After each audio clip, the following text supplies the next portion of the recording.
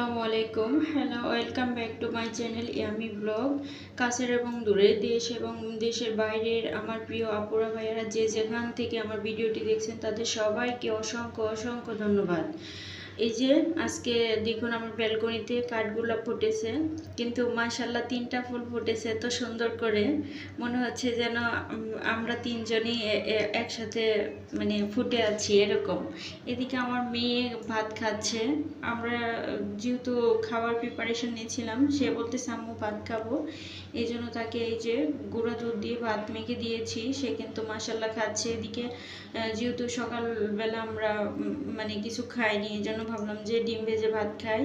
এই যে এভাবে হচ্ছে আমি বাবা ডিম ভাজা পছন্দ করে, আমি খাই না, তো ওনাকে ডিম ভেজে দিচ্ছিলাম।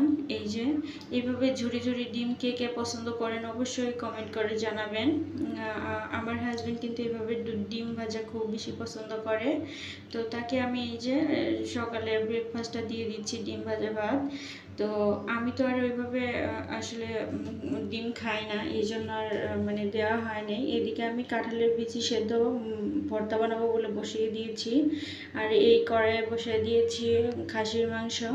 তো সবগুলো রান্না আমার হচ্ছে, মানে আরও একটু রান্না করে নিতে হবে। এখন সব কিছু বসিয়ে দিয়ে আমার মনে হলো যে আসলে আমারও ক্ষুধা লেগেছে, এই জন্য আমি এভাবে ডিম ভেজে খাচ্ছি। এভাবে ডিম ভাজলে হয় কি, ডিমটা আস্ত থাকে, আমার কাছে ভালো লাগে, আমি ঝুড়ি ঝুড়ি ডিমটা খেতে পারি না।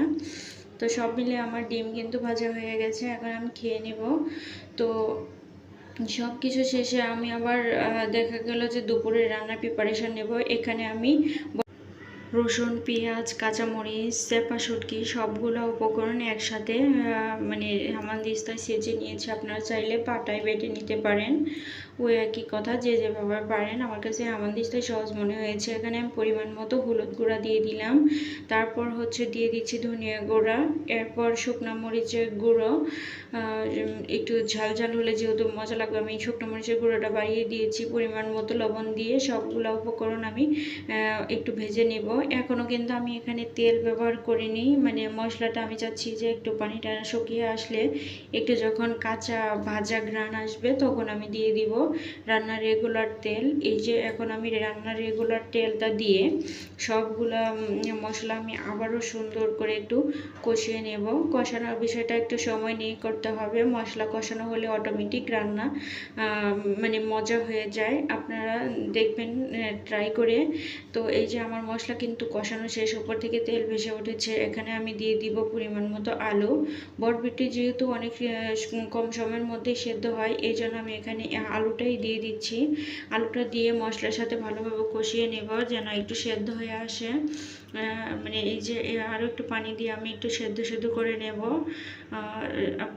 এতে কষানো হবে, আলুটাও একটু সফট হয়ে আসবে, দুটার মানে টেক্সচারই খুব বেশি ভালো আসবে।